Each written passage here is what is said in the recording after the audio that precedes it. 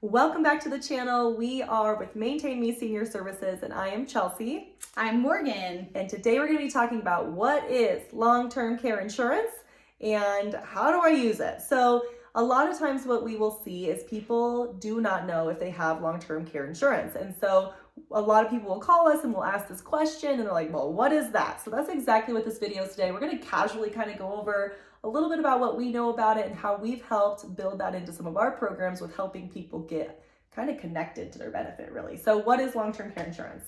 Well, let's start with it's highly recommended. Yes, yeah, agreed.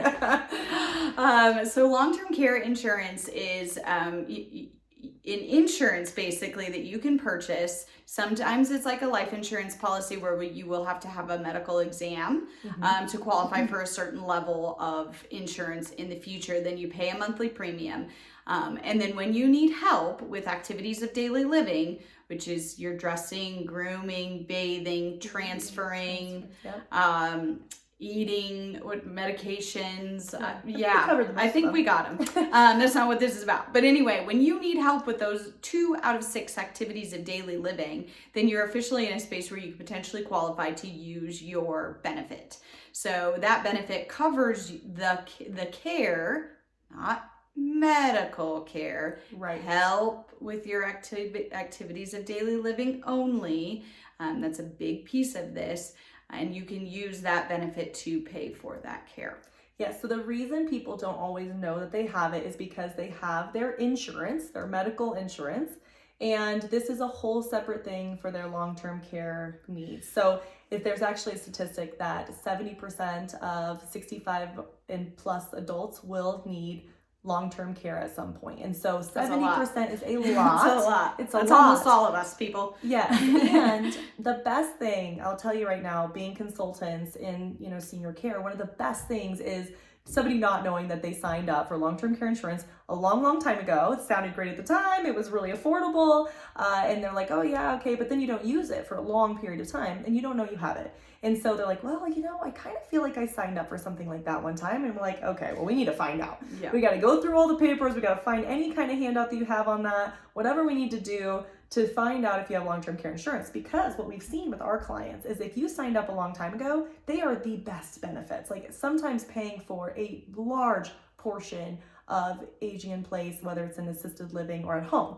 So that kind of leads us into the consult. So if you can call yourself asking about some of these crucial things. So there's a thing called an elimination period. An elimination period is going to be the period of time that you have to privately pay for care or the same services before your benefit kicks in. So that's, maybe it's 60 days. So say you have home care, we'll kind of get into the 3 different levels, but say you have home care, you would have to pay for 60 days before they're able to compensate the remainder moving forward. Once you've hit that elimination period, in most cases, you only have to hit it once and you're good to go to activate that. So Morgan did talk about kind of like what different things can I use it, but also you have to usually get an assessment.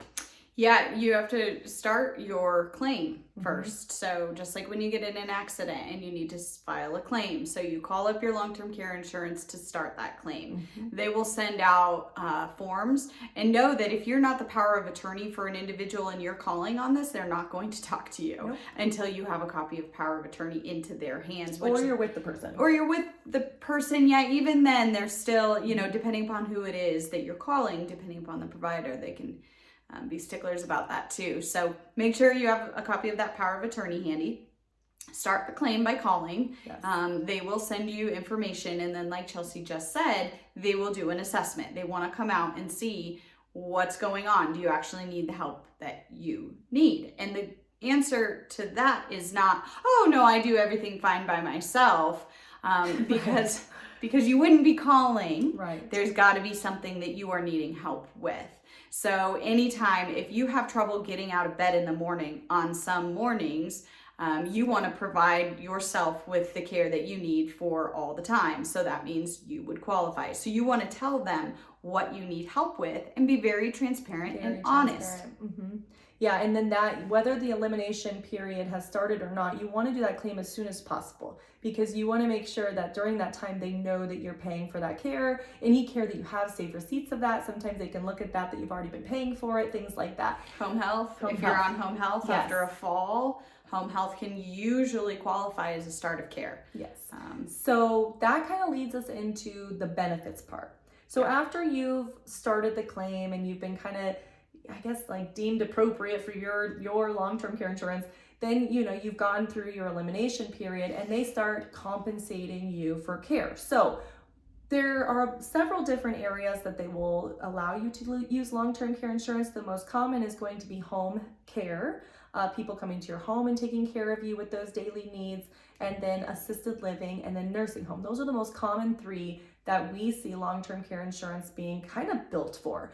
And so when that happens, they will bring up your benefit. You may or may not have this in your paperwork, is what we find out in our consulting thing that we do with long-term care insurance. So you might have to pick up the phone and call and say, hey, I'm getting home care. What is my daily reimbursement, or what is my monthly reimbursement for that? And then that is going to be their share of the care. Sometimes it's completely covered. Sometimes you're paying the remainder out of pocket. Then if you move up in levels of care, say you go to assisted living, that same type of care can be transferred into these new communities or these new levels of care. But usually those reimbursements go up, because as our care levels go up, the reimbursement goes up. So it's very helpful for people to be able to put, sometimes we see $3,000 to $5,000 a month of support that they're offering through your long-term care insurance that you signed up for that you didn't even know, 30 years ago.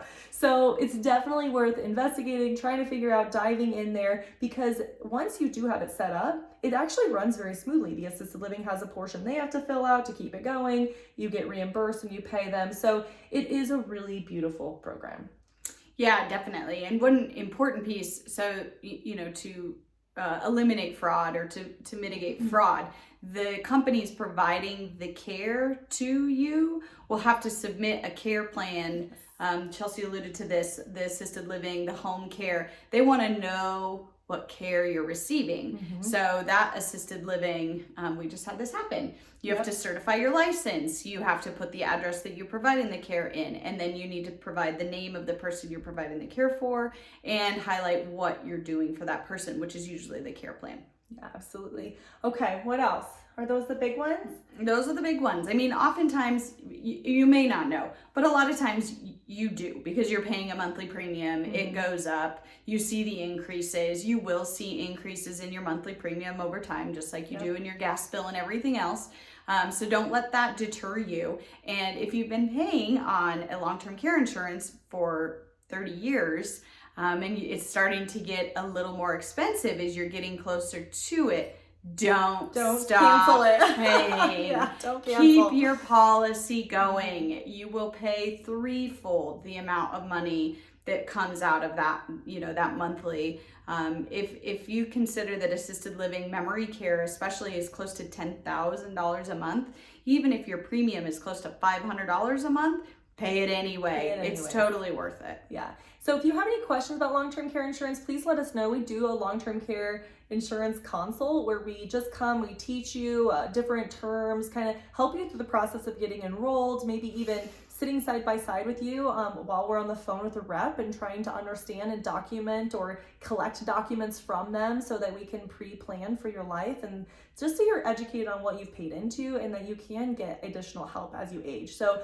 if this is content that you guys are liking, we specifically do this to try to educate our clients and their families and just anybody who is serving our seniors, so we could just do a better job in that space. So hit subscribe button. The notification bell will give you a notification every time we put out a new video. We're putting out a new video every single week, and we would love to see you here. If you have certain topics that you want us to cover or questions that you have, go ahead and comment down below. All of our team will be there to address them. We'll even maybe pull some of those questions out if people are highly interested in that and create a video just for you. So don't be shy. We want to hear from you. We appreciate you watching this video, and until next time. See you later.